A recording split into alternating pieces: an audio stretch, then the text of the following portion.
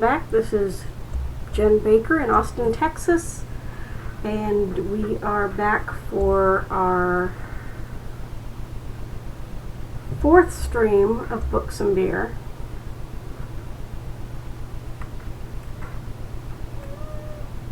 Trying to get my light right here. That is Sarah walking behind me. She's probably going to either try to balance up there, which she's not very good at, or she'll get over on the side of the desk and sit down. She'll probably come visit again. So today is Sunday, May 31st, and I have to report back to my office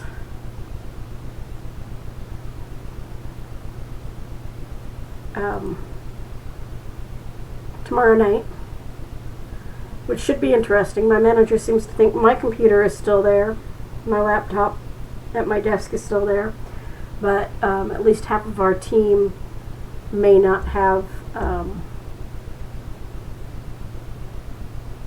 laptops at their desks. So that should be interesting. We'll see what happens. But we may be spending a lot of the night just going over stuff, especially since they were new hires.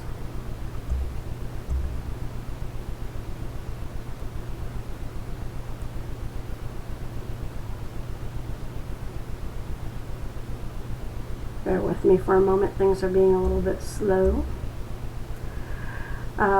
I do have the first two episodes uploaded on YouTube in case you've missed them. They are under Books and Beer, not Books and Beers. That is a different stream. They have quite a few more episodes up.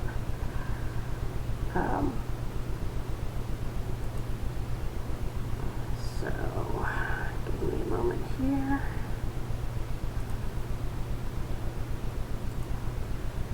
I was running late and I completely forgot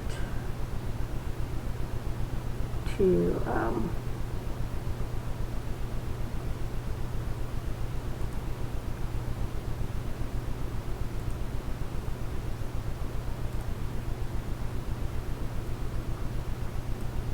get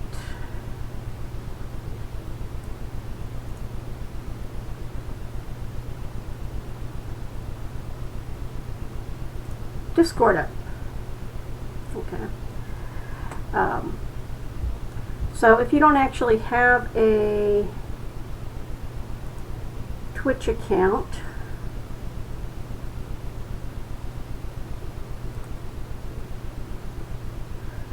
you can go ahead and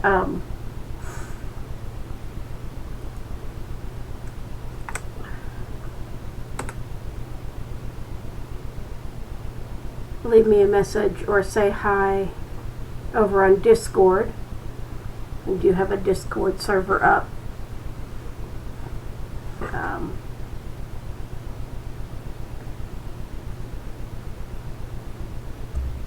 So you can either, if you can type something in the chat room on Twitch if you have an account, or in Discord server, and I will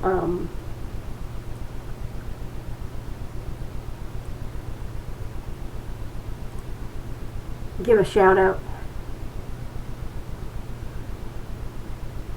Sorry, I'm trying to keep an eye on a couple things at the same time.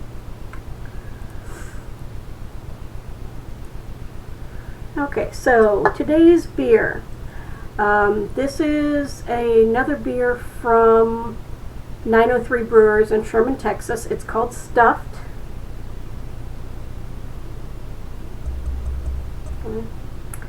And let me see. There we go. Okay. It is, let's see, Blueberry Brownie Cheesecake Stout. This is a dessert beer. Okay. It does have an alcohol by volume of 9.2%, and they actually, I've shown this a couple of times. Let's see if I can get that to, they actually show you what kind of glass you should drink it in. In this case, they actually are showing you what you can pair it with, and their pairing suggestions are vanilla ice cream, chocolate syrup, and loosening your belt. So I'm expecting it to be pretty sweet. I do have it in the actual glass. This one's a Flying Saucer glass. This was their Flying Saucer's Yule glass from 2015. So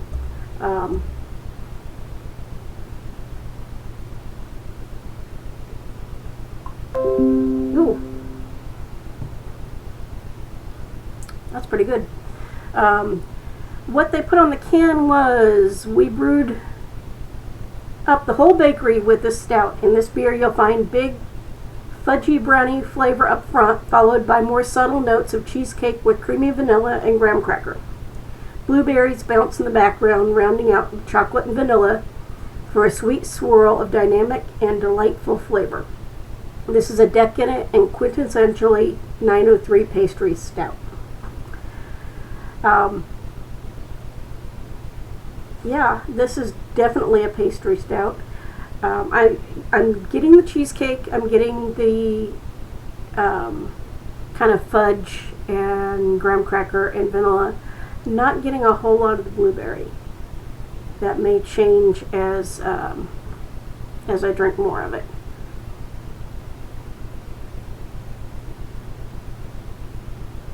Yeah, there's a little bit of the blueberry in there, not a whole lot, but a little bit. So like I said, I am going back to work tomorrow, which is probably going to wreak havoc with my schedule for a while, but we'll see what happens.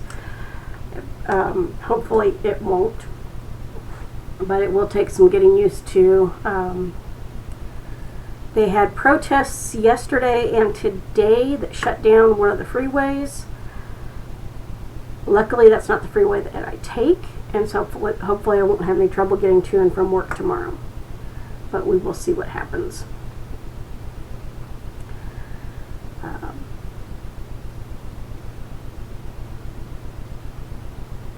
Okay, so if you are there and you just want to type hi into the chat box, let me know you're there. I'll say hi. It's helpful to know when people are actually watching and who I'm talking to. So I'm going to start off with the nonfiction that I've been reading this week. Nonfiction, in both cases, I haven't read a whole lot of nonfiction this week. Both cases, they were actual paperback books. The first one is, I read one of the essays out of On the Shortness of Life. Life is long if you know how to use it. These are letters of Seneca. He was a Stoic. And the letter that I read this week was Consolation to Helvia. Helvia was Seneca's mother, and the occasion of this particular letter was after Seneca had been exiled. Shortly before that,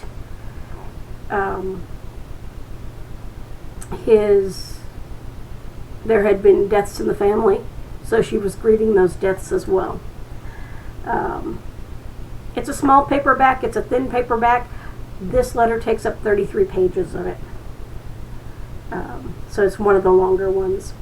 In this case, he is consoling his mother that exile is not a hardship for him, and he is telling her he's not going to try to ease her grief, but ask her to face it head on and not cheat, to conquer it rather than cheating it. And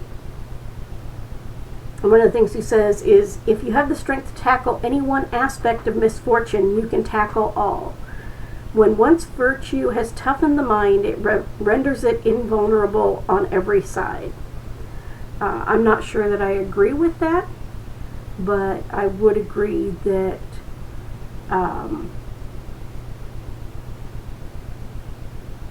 learning to deal with any misfortune does help you to deal with others. He advises her to take pleasure and support from the rest of the family, especially her sister, who is still there and who had helped him through some of his own misfortunes, and to think of him as happy and healthy. Scorn, poverty, and exile having little to no effect on him. So, there are certain things about the Stoic philosophies that I find interesting, which is one of the reasons I'm reading these letters and why I have the Meditations by Marcus Aurelius, which will be the next one that I will read. I don't necessarily agree with them completely, but there are some good points there. And I do apologize, a little more of the mess behind me is visible than normal. I've been rearranging things this week, and I kind of did a major rearrange of some of the stuff here in the office, which is also my craft room, yesterday. So it's gotten a little bit of a mess. But it is what it is. By the way, if you are watching and you have not already followed me, please click that little purple heart and follow me. That way you'll get any notifications of when I'm streaming. I have been streaming games more often, and I do plan on streaming games and some crafts this week, depending on how things are going at work. So those streams will generally be taking place probably starting around 11 or noon Central Time, because I have to leave for work at 3:30, so I want to make sure that I have time to get a decent amount of streaming in. And Fridays is always Final Fantasy Friday. I've been switching back and forth between the original Final Fantasy VII and the remake. So, in the original, I've gotten all the way to Shinra headquarters, still in Midgar, but all the way to Shinra headquarters. I haven't even gotten to the second Avalanche mission in the remake.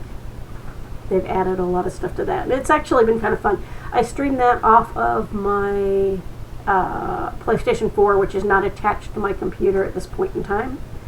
So you don't get the nice little extra stuff, but I can see when people leave comments.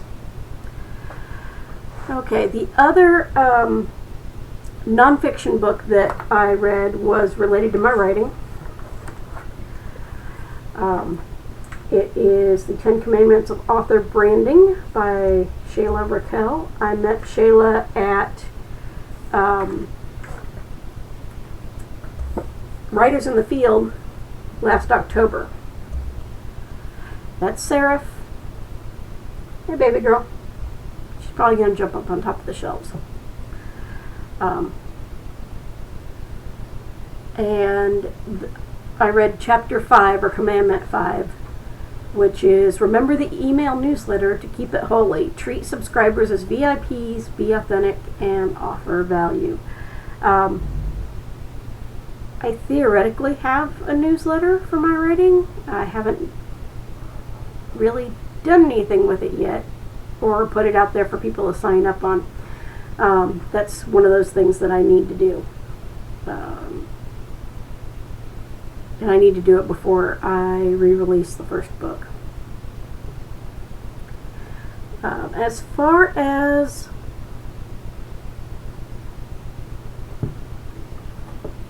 fiction in print, I finished Owl Night by Mercedes Lackey. That was the third book in the Owl series. It was that was the trilogy that took place after the Mage Storms had ended and the Cataclysm had been prevented. And I jumped right back to the prehistory and the Mage Wars that caused the Cataclysm, the original Cataclysm, to happen. By Mercedes Lackey and Larry Dixon, The Black Griffin.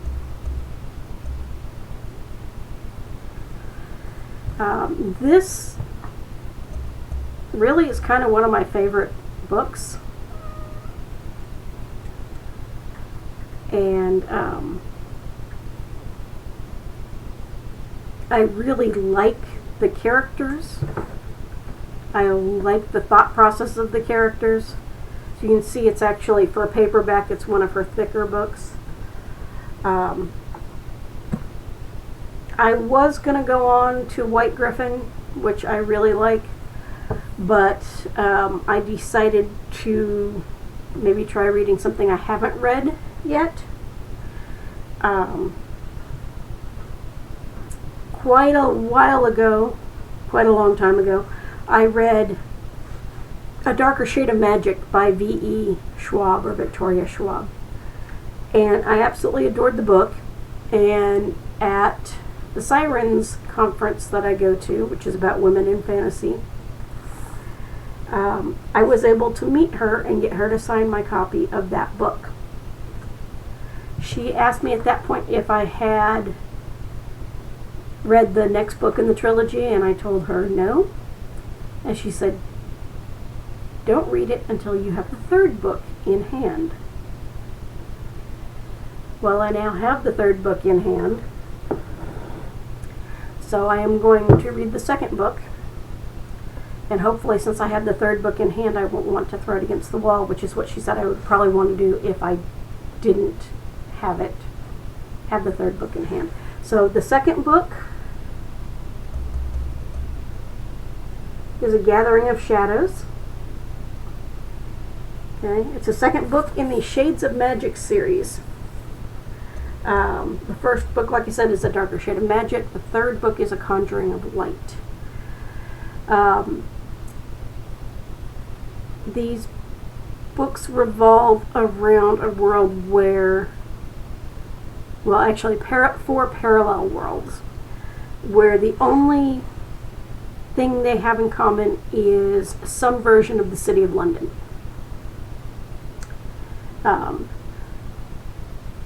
There's Red London, White London, Grey London, and then there's Black London. Black London was shut away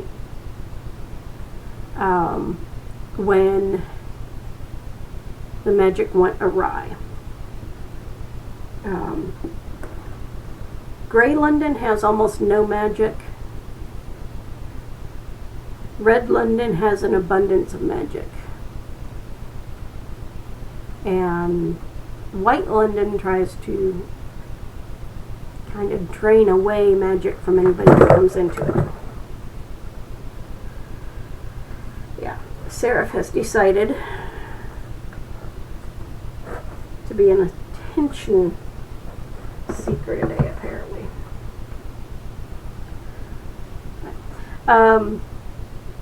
The main characters in the first book were Kel, who is able to travel between the different Londons. He's one of few people who can actually do it. And Lila Bard, who was a thief and aspired to be a pirate in Grey London. She ends up in Red London with Kel. And then they end up in White London.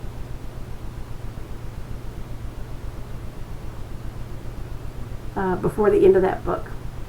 I haven't read anything that would give me hints on what's going on with A Gathering of Shadows yet. I'm hoping to just enjoy the story as it goes. Now, I've read a couple of other books by Victoria Schwab, and I have really actually enjoyed her writing in all of them. I think I've read half of the other books that she has out, but not all of them. And she's a sweet person.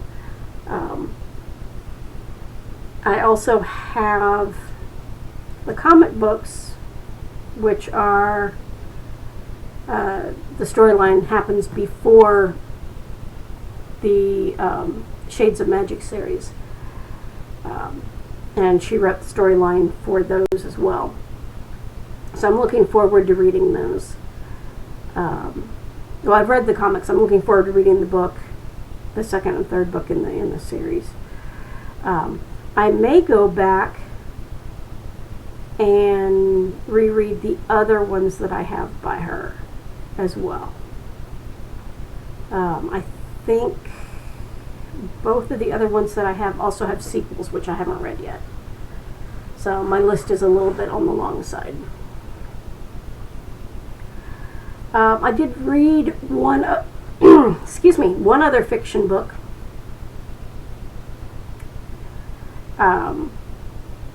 That was an ebook. It's only available on Amazon. And it was The Devil's Guide to Managing Difficult People by Robin Bennis. Robin is another person I met at the Sirens Conference. And just a second here.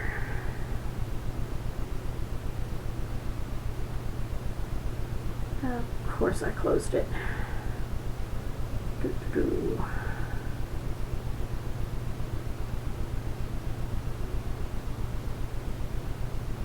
Looking something up.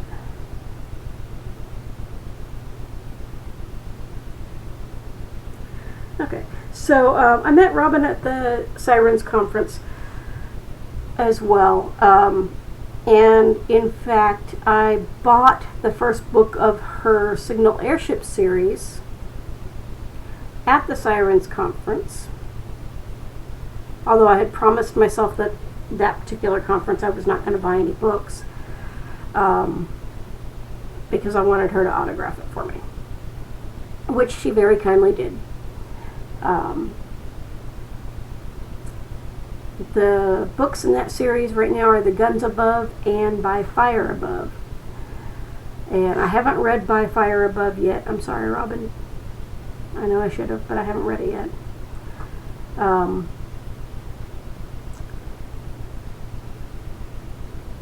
But the reason that she and I actually got to know each other was because she worked in biotech. And she had done work involving human gene expression and gene synthesis and genome sequencing, and that's something that's very involved in my books. So she did me a favor of reading some of my short stories in my Double Helix universe, and double checking it to make sure there was nothing that was going to make someone who was familiar with genomics go, yeah, no, that's not the way it works. And I was very pleased when she told me that I had hit that sweet spot. I'd said just enough to make what's going on in my stories plausible without pulling somebody out of it. So, but The Devil's Guide to Managing Difficult People.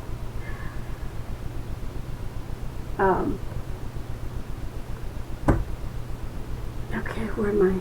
There it is. I forgot to. It's running behind. I forgot to type some stuff out on my notes that I wanted to type. Okay, so the whole time I was reading the story, I was hearing it in Robin's voice, because the sense of humor was very much Robin.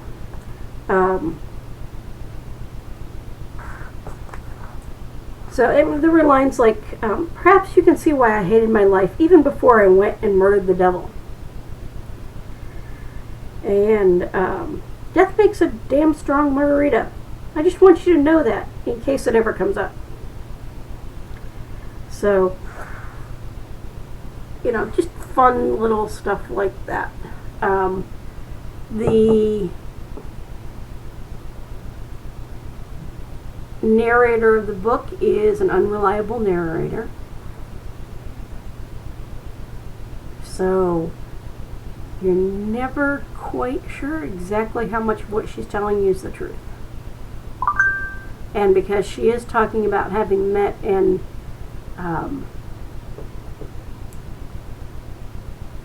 had the devil taking a liking to her, you kind of wonder the entire time if that's actually what happened. But it was a really good book. I didn't see some of the twists she put in there coming, which was nice. I would definitely recommend reading it if you get a chance to.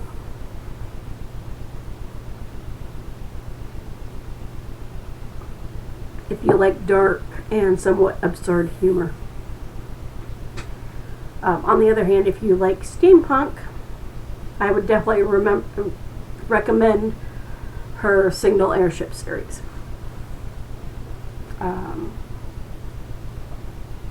There was a character in that series that I absolutely hated at the beginning of the first book, and by the end of the first book, I was actually quite fond of that character. So,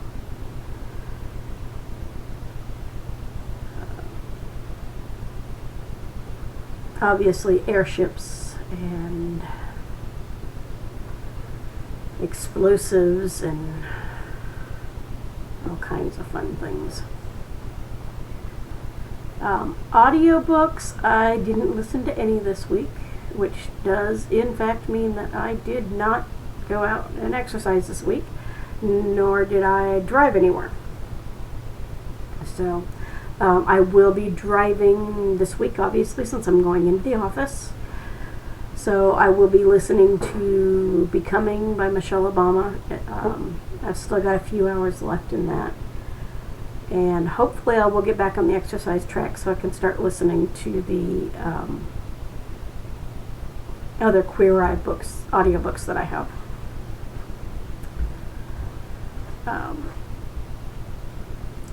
I did finish reading the drafts of my Double Helix novels. I was reading them in reverse order to kind of make sure that anything that happened in the later books had some basis or hint in the earlier books. If there was nothing that would jump out and go, hey, wait. Also to make sure that I didn't double cover things, because I have been known to do that on more than one occasion. So I took some notes for revisions, some things that I need to kind of smooth out a little bit. I reorganized all my digital files on those, which were a mess, so that I can actually find what the versions that I'm looking for, especially the first two manuscripts, because those have multiple versions. I also started setting up the collection of characters, places, and organizations that will become the actual World Bible. I think I managed not to mess up anybody's eye or hair color throughout all 5 books.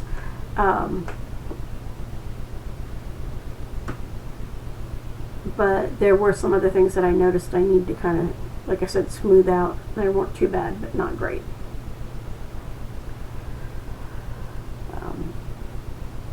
It's been kind of frustrating because I haven't done any new writing,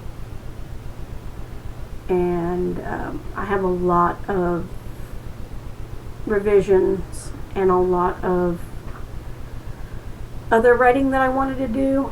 One of my challenges for this year, which has so totally bombed in flames, was I had challenged myself to write a short story every week with the hopes of getting 52 short stories by the end of the year. Yeah, I've written 2. So, no, 3, maybe 3.5. So that is something that I'm not giving up on it. I know I'm not going to make the 52, but I'm going to try to see if I can't get at least 20 to 30 short stories written this year, because I'm not good at short stories. Almost every time I start a short story, I end up with it wanting to turn into a novel or being a flash story. I either end up with something very, very short, too short to actually be classified as a short story, or it wants to turn into a novel or sometimes even a series. Now, I do have some short stories that have been a little bit easier because they're within worlds that already exist. So I know that particular short story is just going to take this little bit of the overall world. But I have others that started out as short stories, and the characters kept telling me I needed to tell this part of their story, or I need to tell that person's story. And so they don't like to stay short stories. So that's one of the things that I'm working on, is just learning to write a short story. Hopefully that will give me something to get out into anthologies. I've missed a chance with several anthologies just because I couldn't get it narrowed down to a short story rather than a novella or a novel. So I really want to work on that. I still need to get my hands on Discord for Dummies. So T, if you happen to see this, I am going to get it. I'm going to get a hard copy, though. I'm going to request it from my local bookstore.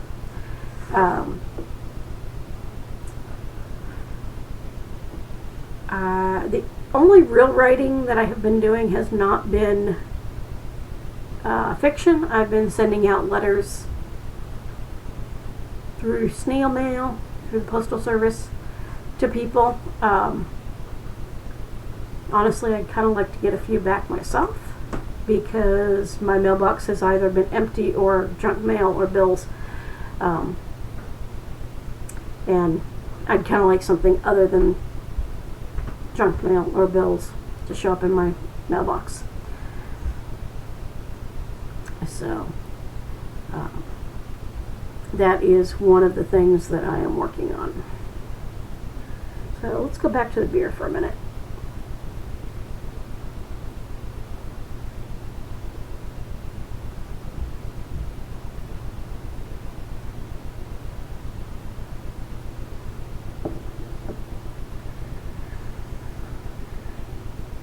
I'm definitely getting the brownie, getting a lot of vanilla, a little bit of the graham cracker. Still not, I mean, not getting the blueberries a whole lot. I mean, I'm getting them a little bit, but not a whole lot. I wouldn't want to drink this while I was eating a meal. This, like I said, this is definitely a dessert beer. I would want to have it with dessert. I do have vanilla ice cream, and I'm actually really tempted to go to the kitchen and put a scoop of vanilla ice cream in it, because I think it would be really good.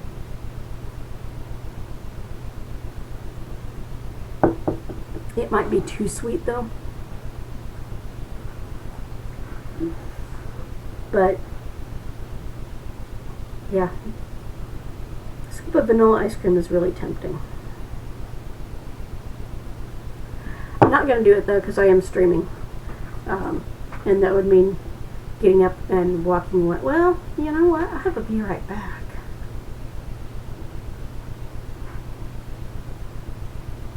You know what?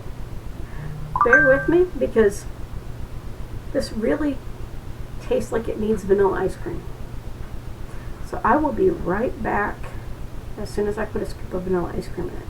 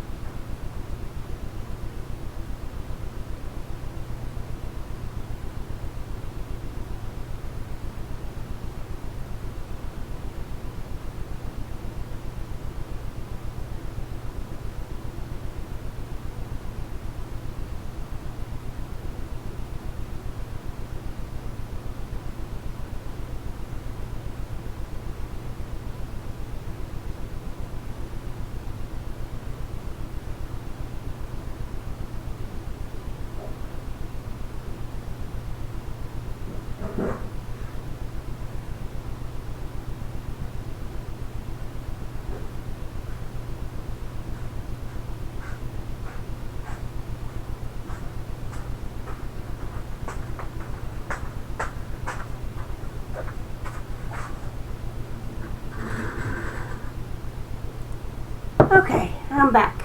In case you didn't know what happens when you add a scoop of ice cream to a beer, it foams up all over again.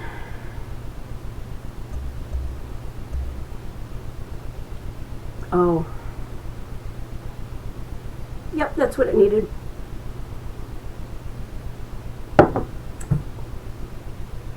Now I can taste the blueberry more, and I can taste the cheesecake more. So now it does taste like a cheesecake with blueberries and a graham cracker and brownie crust. So it's really good. Okay. So the one thing I can say is I'm not going to run out of books to talk about on this series, on this podcast. My reading list is about 3 pages, 8.5 by 11. It's not this book, but it's the same size as this book. It's like 3 pages back and front. And I'm always rereading old books as well. So, yeah, I'm not going to run out of books to talk about. Some of those I'm listening to. Some of them I'm reading in ebook form. Some of them are only available in ebook form. And some of them I'm reading in hard copy. Now, I'll try to remember each week, so I tend to put the books away once I finish reading them.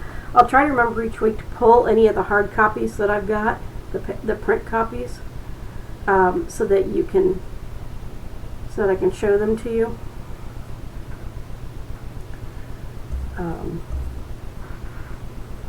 Obviously, I can't do that with ebooks, but I'll try to do it with the print books that I read, and I've got a lot of them. The bookshelves you see behind me are mostly my reference books. In fact,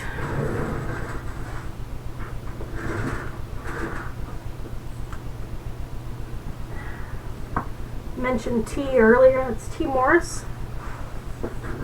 This was the first edition of Podcasting for Dummies. The second and third versions, or third editions, I have in ebook form. He is currently working on the fourth edition.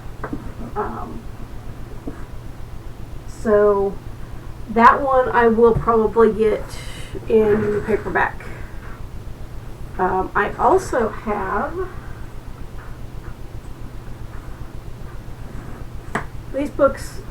The first edition and this book are old, like, what was it?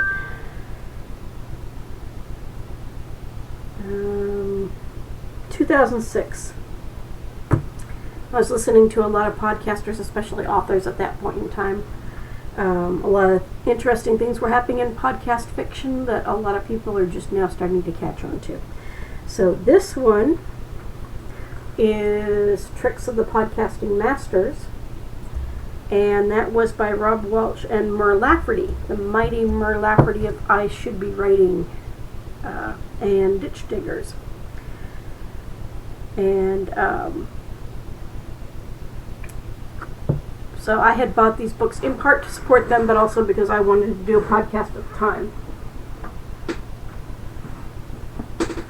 That podcast did not last very long, although I did get to have T and Pip on to talk about Books and Brawn before it actually became the series that it is, before it became the Ministry of Peculiar Occurrences. So that was kind of fun.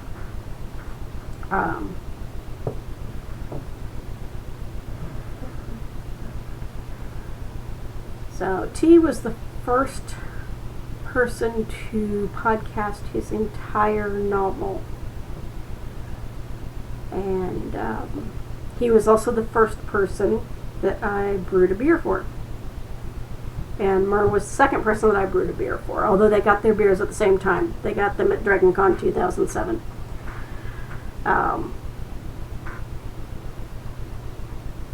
So that's kind of a fun thing, because I don't do much brewing anymore. I'm just getting back into doing it. And there's a whole group of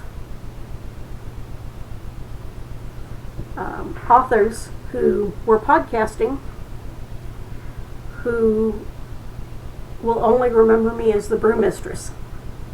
I used to actually have a website called The Brew Mistress, where I talked about my brewing. And it's really kind of a neat thing to be able to say that there is a New York Times best-selling horror author who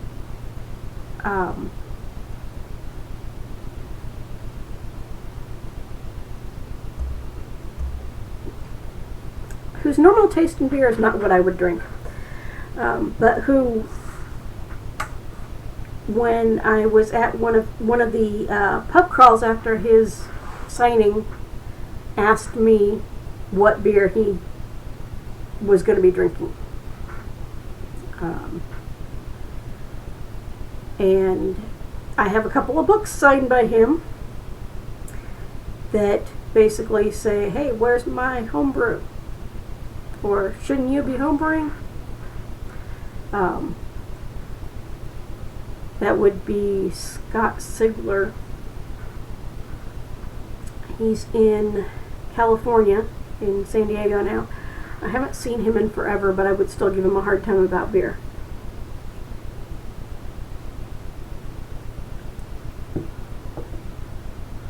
I've actually gotten to give him a hard time about beer a couple of times. But that's in part because I started off on the right foot with him back at DragonCon 2007. He held a party for the podcasters and the podcasters fans. And both Murr and T had asked me to deliver their beers at that party. I hadn't been sure that I was going to go because I'm not that courageous a person when it comes to things like parties. And I got there what I thought was a little bit late, but was apparently still fairly early. Knocked on the hotel room door, and Scott Sigler answered it himself. And his first question was, hey, you want something to drink? And I said, no, I brought my own. So I had a backpack that had a couple of my beers, as well as the ones that I was delivering to Scott, to T and Murr. And Scott's response to that was, I like your style.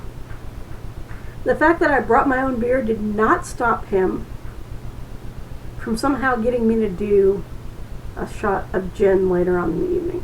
Still not sure how that happened, but it did.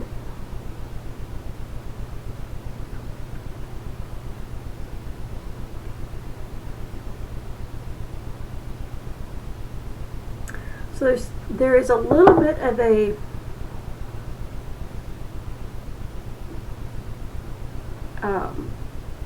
almost bitter afternote to this, but considering how sweet the beer is, especially with the ice cream added to it, that's probably a good thing.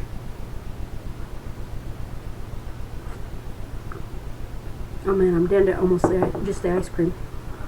That would make a really good shake, though. It's too bad it's not a beer they do all the time, because otherwise I would call up my Alamo Draft House up here by me and say, hey, you guys need to make milkshakes out of this. They already do, I think, 2 beer milkshakes.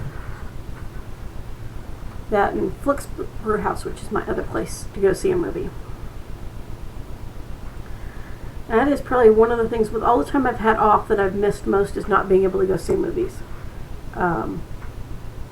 Luckily, being in Austin, we have the original Alamo Draft House and 5 or 6 additional Alamo Draft House locations. I'm not sure what we're up to now.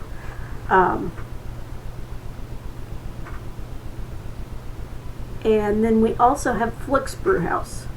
So the advantage to Alamo Draft House is that it is literally less than 2 miles away from me. It's right up by my grocery store. And Flick's is a little bit further. Flick's has managed to basically get the same kind of atmosphere as Alamo Draft House, but they make better use of technology. And if you're a member of their circle, then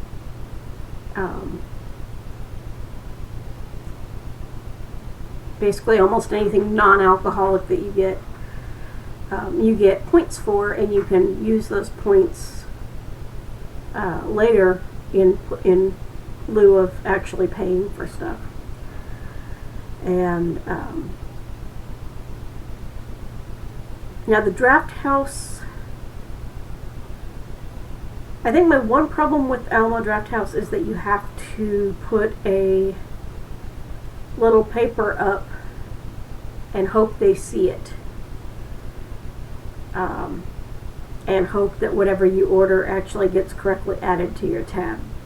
The nice thing about Flix is Flix, the individual portions of the table pull out so that if you're short like I am, you can pull it out close to you and not have to worry about dropping things in your lap, which is not the case at Alamo. But also they use tablets, and there's a little button that you push on your table that turns on a little light that you can't see, but the servers can see, so that they know that you're wanting something. And the few times at the Draft House, not the Draft House, at Flix, that I've had an issue, they've taken care of it. There was one time where I ordered something that I didn't get, and I was going to talk to the manager, but as we were walking out of the theater, they were giving everyone in the theater essentially rain checks to come back for another show. So apparently there had been something going on, and they proactively said, hey, we know there was an issue here, come back for free for another movie. So that, I like that. On the other hand, I have there's a subscription for Alamo Draft House that I have. I'm not getting charged for it right now because the theater isn't open, but basically I can go see a free movie every day if I want to, and it's not just stuff that's been out for a while. So it costs about $20 a month, $21 a month, something like that. Basically, if I go see 2 movies a month, it's paying for itself. The only thing is I have to make sure that I have my phone with me, because my ticket shows up on my phone. But I've gotten to see stuff on opening weekend using that subscription, and that was cool. So, I don't know about anybody listening, but especially this past week, and it may be because I got this added stress of going back into my office tomorrow. I've been having weird dreams. Taking stuff some stuff from the books that I'm writing, or that I have on my schedule to write, and combining it with other stuff, like stuff that has nothing to do with my books. Now I have more things that I'll ever be able to write, and so the last thing I need is weird dreams giving me more ideas for other stuff to write. And that doesn't stop my brain from giving me those weird things to write. At this point in my project file, there are over 100 different things to write. Some of them are short stories, some of them are novels. Some of them I don't know what they're going to be, what length they're going to be. Some of them have the beginnings of drafts. Some of them just have notes.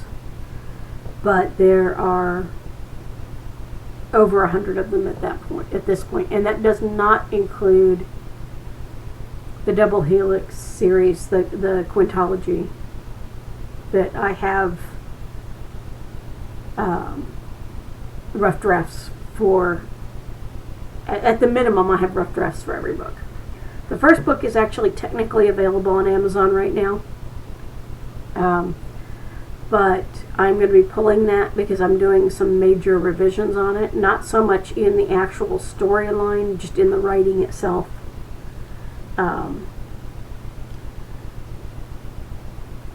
Just because since I originally published it, my writing has improved quite a bit. And there would be a noticeable difference between it and the second, and third, fourth, and fifth books of the series. But one of the things that my brain has been working on, despite the fact that I really would like to write something other than the Double Helix series,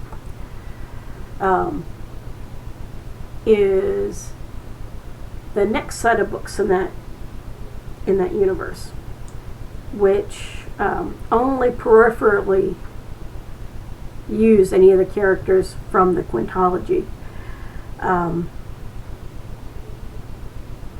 Yeah, that's a whole different set of characters for the most part, bringing in a whole different set of problems. But one of the things that I ran across the other day was an urban fantasy that I've been wanting to work on that is a centers around a detective agency that is run by a Gorgon, and the only human who actually works for the detective agency is a mage. There's shifters, there's vampires, there's mythological creatures. Essentially, about 50 years before that series starts, the creatures of the shadows walked into the light and said, hi, we're here, we've been here, we're tired of being in the shadows. We want to be part of society. And also they are out and about, and they have everyday jobs, which is kind of fun. You've got brownies and sprites and things like that working in service industries. You've got vampires working in the medical industry. You've got dragons working in military and air traffic, things like that. And I haven't had time to write that yet. There's my Starfall Station trilogy, which is about essentially a multi-grav MMA fighter and her rise through the ranks of the arena, and how the rise of the arena changes the lives of the people on Starfall Station.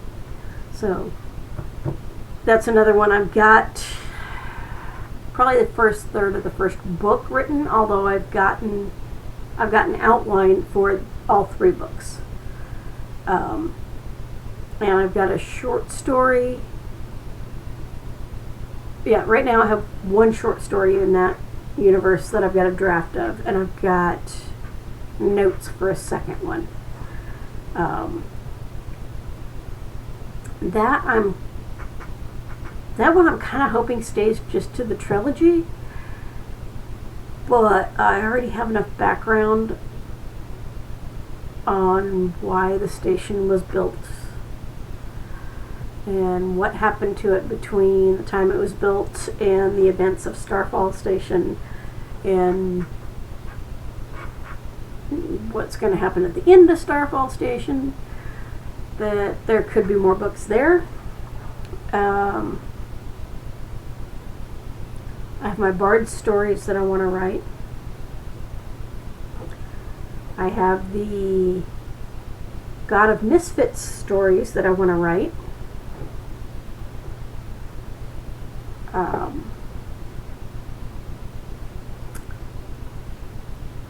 There's my Eternal Archives and Eternity stories.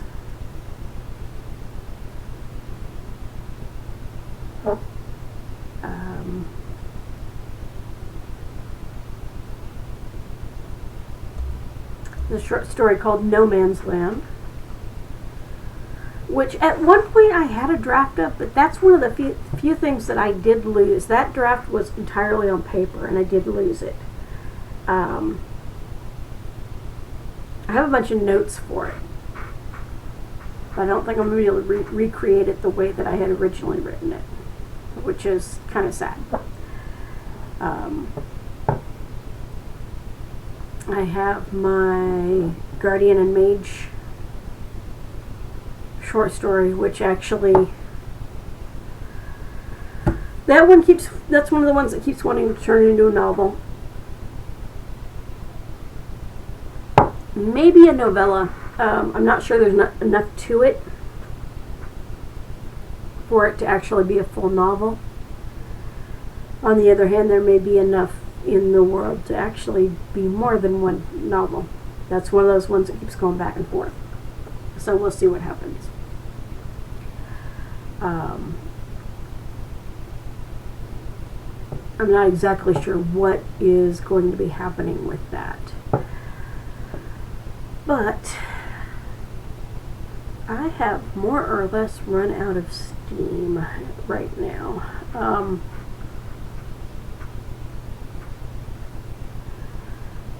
So this will be up on Twitch for 14 days, for 2 weeks. Although hopefully before I stream next week, which will be number 5, I will get this and last week's up on YouTube. The first 2 episodes are on YouTube. Make sure that you search under Books and Beer, not Books and Beers. Somebody else has Books and Beers. And unfortunately, I do not yet have a personalized or customized URL on YouTube. So you will have to look, you'll have to search for it under Books and Beer if you've missed the other 2. I need to get this past week's gaming up on YouTube too. I haven't done that.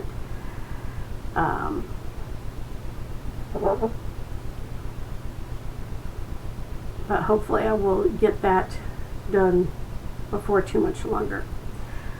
Again, if you're not already following me, please click that little purple heart and follow me so you know when I'm online. I am going to try to keep Books and Beer to 7 p.m. Central Time, 6 p.m. No, 8 p.m. Eastern, 4 p.m. No. Okay, 7 p.m. Central is 8 p.m. Eastern and 5 p.m. Pacific. Okay, there we go. On Sundays. That may occasionally change depending on what's going on.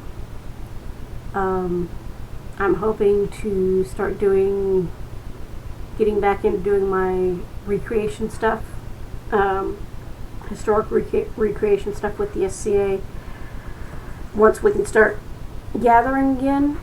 And because I do live in Texas, a lot of our events are camping events, which may mean that Books and Beer may go later on the weekends when I go to those events. But we will see. For now, assume it's going to be at 7 p.m. Central Time, again 8 p.m. Eastern, 5 p.m.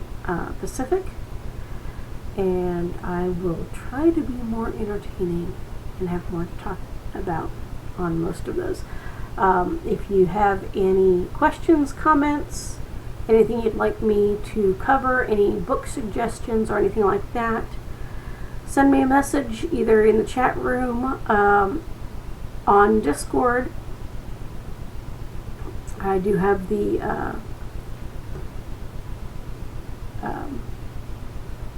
Twitch server on Discord. You can find me on Facebook as well, or on Twitter. On Twitter, I am Shadow's Edge. I am also on Untappd, where I record the beers that I have as Shadow's Edge. So, on PlayStation 4, I am at the Shadow's Edge, I think. Obviously here, I'm the Shadow's Edge.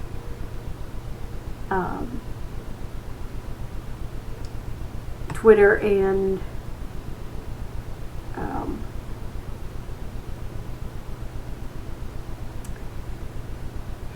Twitter, Untappd, and Discord, I'm Shadow's Edge. So, if you do happen to go looking for my book or the anthologies that I have short stories in, I am J. Lynn Baker as my author name on Amazon. So reach out, let me know what you'd like to hear about. If you'd like to join me and talk about books and beer, hopefully I will soon have the knowledge of how to actually do that. So Sean, if you're listening, watching at any point in time, if you want to get on with me and talk books and beer, let me know. T, I really do want to have you on. I want to wait till I get to at least episode 10, but I have 2 Dogfish Head beers sitting in my fridge waiting for me to be able to do an episode with you.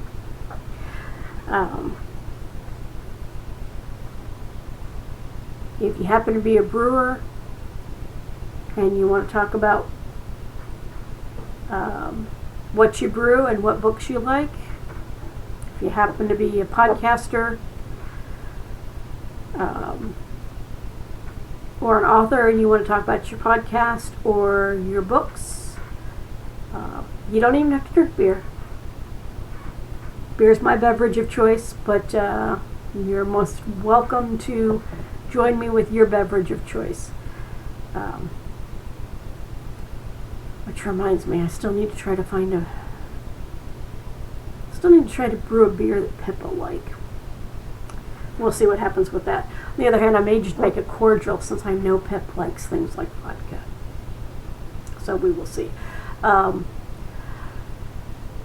And maybe I will get some brewing started, and if I do that, I will talk about that as well. So, we're going to let it go for this week. Y'all have a good week.